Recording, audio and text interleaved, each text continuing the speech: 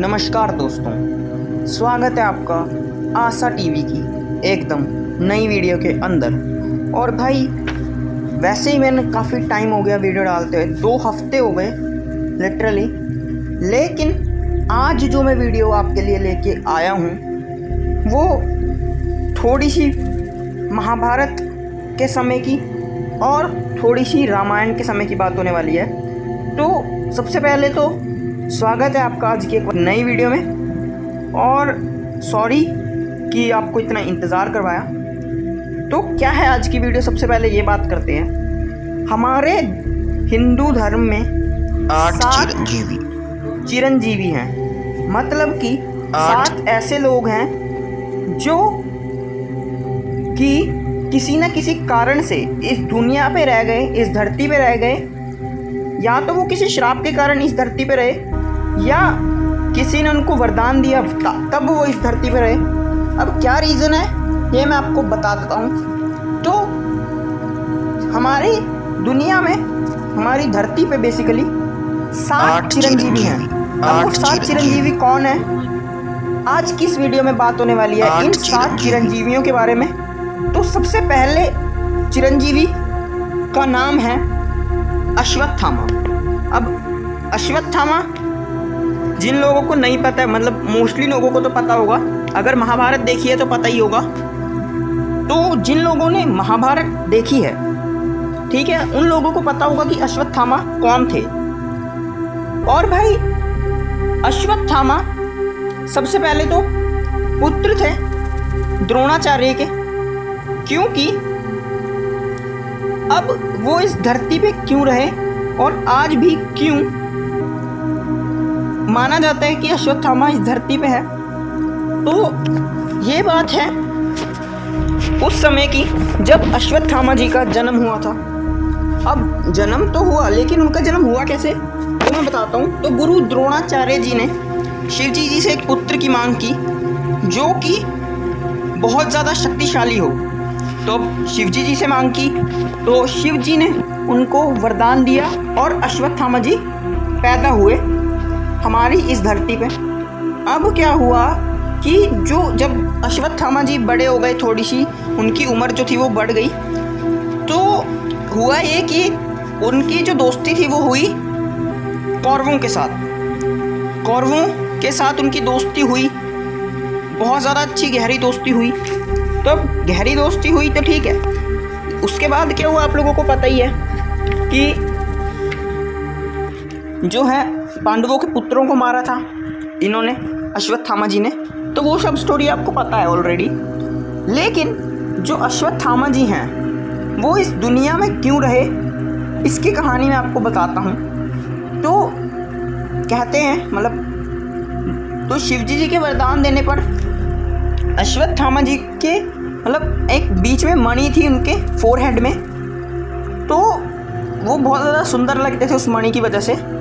लेकिन क्योंकि उन्होंने थोड़े से दुष्कर्म कर दिए थे, थोड़े से पाप कर दिए थे, तो श्री कृष्ण जी ने उससे वो मणि ले ली थी अश्वत्थामा जी से, और उन्हें श्राप दिया था कि तू इस मणि के बिना, क्योंकि वो बचपन से जो मणि थी उनके शरीर पे ही थी, सिर पे ही थी लगी हुई। तो अब क्या हुआ कि श्री कृष्ण जी ने उन्हें क्या श्राप दिया कि तू आजीवन चिरंजीवी रहेगा, मतलब तेरी मृत्यु नहीं हो सकती अगर तू चाहे भी तो, ठीक है।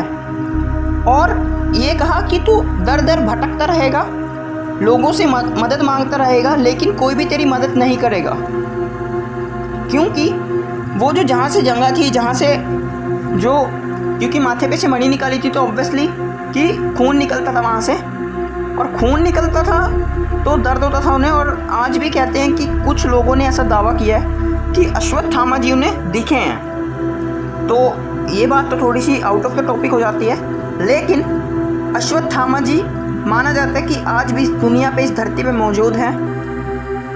बात करते हैं हमारे दूसरे चिरंजीवी के बारे में, जिनको आप लोग भली भांति जानते हैं, जिनका नाम है भगवान हनुमान जी। अब हनुमान जी जो हैं वो इस धरती पे क्यों रहे, उसका रीज़न बताता हूँ। तो जिन लोगों ने रामायण देखी है उन लोगों को पता होगा कि जो हनुमान जी हैं वो बहुत ज़्यादा बड़े भक्त हैं राम जी के। अब राम जी के भक्त है तो उन्होंने उनसे क्या वरदान मांगा राम जी ने कि मतलब राम जी से उन्होंने ये वरदान मांगा हनुमान जी ने कि जब तक आपका नाम इस दुनिया पे चलता रहेगा, मतलब कि जब तक राम जी का नाम की कोई भी जप करेगा तब तक मैं इस दुनिया पे ही रहूँगा, ऐसा उन्होंने वरदान मांगा। और राम जी जो है उन्होंने उनको वरदान दे दिया हनुमान जी को। तो माना जाता है कि आज भी हनुमान जी जो हैं इस धरती पर मौजूद हैं। तो और हनुमान जी किसके पुत्र थे ये मुझे आपको बताने की बिल्कुल ज़रूरत नहीं है। जी हाँ, पवन पुत्र हनुमान, ठीक है, पवन वायु के पुत्र थे हनुमान जी। और आज पूरी धरती उन्हें पूजती है। तो बात करते हैं हमारे तीसरे चिरंजीवी के बारे में जिनका नाम है कृपाचार्य। अब कृपाचार्य कौन है? कृपाचार्य हैं शरदवान के पुत्र, ठीक है, ये है कृपाचार्य। तो कृपाचार्य कौन थे कि कौरवों के गुरु थे वो। कृपाचार्य कौरवों के गुरु थे, महाभारत में उनका बहुत बड़ा योगदान रहा है। लेकिन उन्होंने कौरवों का पक्ष क्यों लिया? वो बहुत ही ज़्यादा मतलब ऐसे थे कि वो न्याय करते थे और अन्याय का विरोध करते थे कृपाचार्य जी। तो लेकिन उन्होंने फिर भी गलत का साथ क्यों दिया? क्योंकि उन्हीं के महल में रहते थे वो, कौरवों के महल में, और कौरवों से ही उन्हें खाना मिलता था। मतलब सब कुछ जो उनकी सुख सुविधाएं थी वो कौरवों की वजह से ही थी। इसीलिए उन्होंने महाभारत में कौरवों के पक्ष से लड़ाई की और तभी वो चिरंजीवी हो गए, वरदान के कारण या अभिशाप के कारण। तो बात करते हैं हम अपने चौथे जो चिरंजीवी है उनके बारे में जिनका नाम है महाबली। अब ये महाबली को महाबली भी कहा जाता है। तो महाबली कौन है या बाली? तो वो एक राक्षस था। कहाँ का राक्षस था पहले तो ये बता देता हूँ। वो राक्षस था हमारे जो 3 लोक होते हैं उनमें से जो हमारा लाइक राक्षस वाला जो लोक होता है, राक्षस लोक, वहाँ का वो राजा था, ठीक है। तो जो बाली था वो भगवान मतलब क्या हुआ कि जो इंद्रदेव है वो देवों के देव माने जाते हैं, मतलब देवताओं के भी राजा माने जाते हैं वो, ठीक है, इंद्रदेव जी। तो इंद्रदेव जी ने किससे कहा? तो इंद्रदेव जी ने हमारे विष्णु जी को बोला कि तुम जो है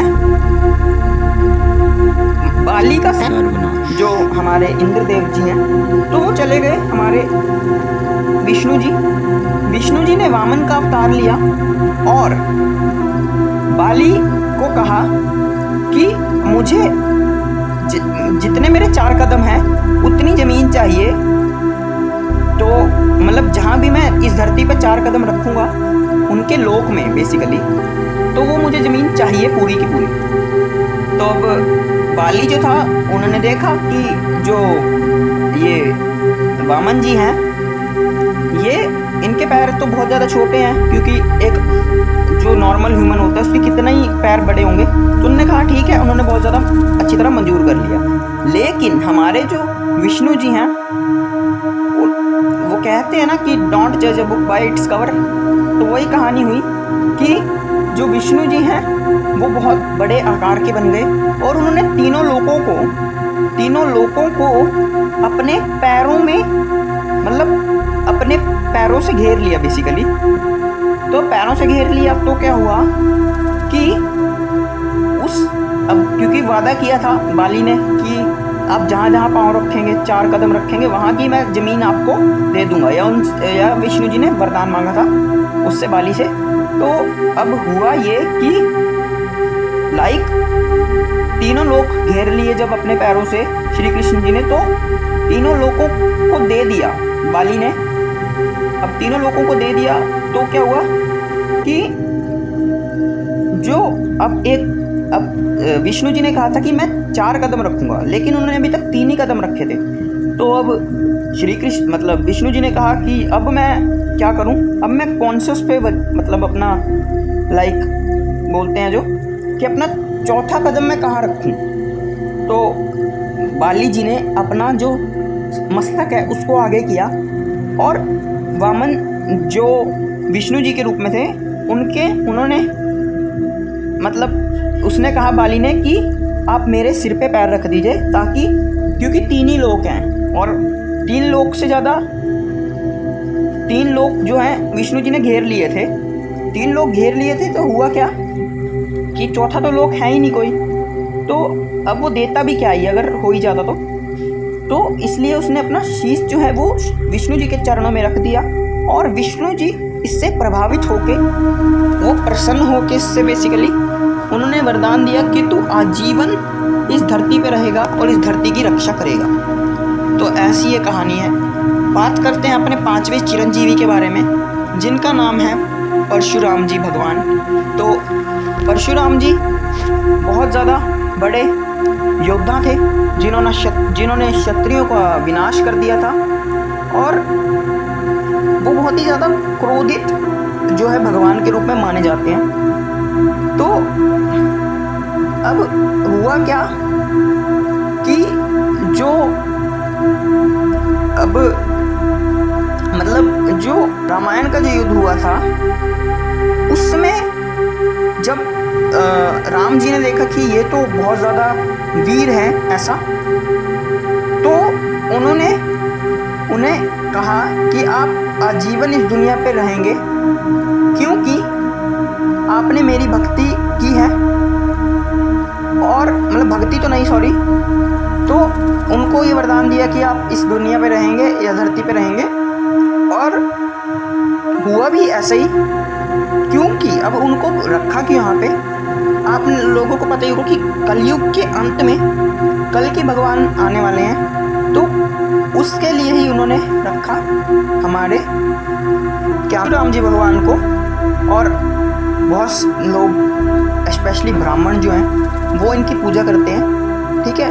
तो मतलब ये भी एक हमारे 7 चिरंजीवियों में आते हैं। बात करते हैं अपने 6ठे चिरंजीवी के बारे में, जिनका नाम है महर्षि वेदव्यास। तो पराशर और सत्यवती के ये पुत्र थे और वेदों के ज्ञाता थे जिन्होंने महाभारत लिखी है, वेदव्यास जी। तो इनको भी तो कहते हैं कि जितनी भी अभी तक सेंचुरीज चली हैं उतने ही ये बार बार पैदा हो जाते हैं। मतलब अभी तक 28 वेद व्यास इस धरती पर पैदा हो चुके हैं ऐसा माना जाता है। और इन्होंने वेद व्यास जी है जो इन्होंने 3 युग देखे हैं। त्रेता युग में राम जी जब थे तब इनका जन्म हुआ था, फिर द्वापर इन्होंने पूरा देखा और कलयुग के भी कुछ टाइम तक ये रहे यहाँ पे। तो इनको भी जो है वरदान मिला कि आप भी आजीवन चिरंजीवी रहेंगे। बात करते हैं हमारे में, जिनका नाम है विभीषण। विभीषण जी, जिनके लिए कहावत अपनाई जाती है कि 5 उंगलियां एक समान नहीं होती। तो जब विभीषण जी ने देखा कि सीता के साथ गलत हो रहा है कि मेरा जो भाई है रावण वो ऐसे उठा लाया माता को, तो उन्होंने उसका विरोध किया और रावण को कहा कि आपने ऐसा क्यों किया। लेकिन रावण ने उस टाइम उसकी बात सुनी नहीं विभीषण जी की, और बात नहीं सुनी तो विभीषण जी जो थे वो राम जी की मदद करते हैं और आज भी इस दुनिया में सब जानते हैं विभीषण जी को। तो 8वें हमारे चिरंजीवी हैं महर्षि मार्कंडेश्वर जी। इनको भी चिरंजीवियों की लिस्ट में रखा जाता है और भाई आज भी माना जाता है कि ये अलाइव है, क्योंकि आप लोगों को पता ही होगा कि इनके नाम पे एक नदी भी है, मार्कंडा जी के नाम से वो जानी जाती है। और माना जाता है कि आज भी ये चिरंजीवी हैं और इस धरती पे मौजूद हैं। तो कैसी लगी थे हमारे 7 चिरंजीवी, जो या तो किसी न किसी श्राप के कारण इस दुनिया पे रह गए या वो किसी वरदान के कारण इस दुनिया पे रह गए। कैसी लगी आपको आज की ये वाली वीडियो, कमेंट करके ज़रूर बताना। वीडियो को करना लाइक, चैनल को करना सब्सक्राइब, शेयर कर देना वीडियो को।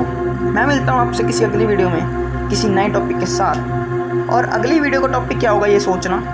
धन्यवाद। आज की इस वाली वीडियो के लिए इतना ही।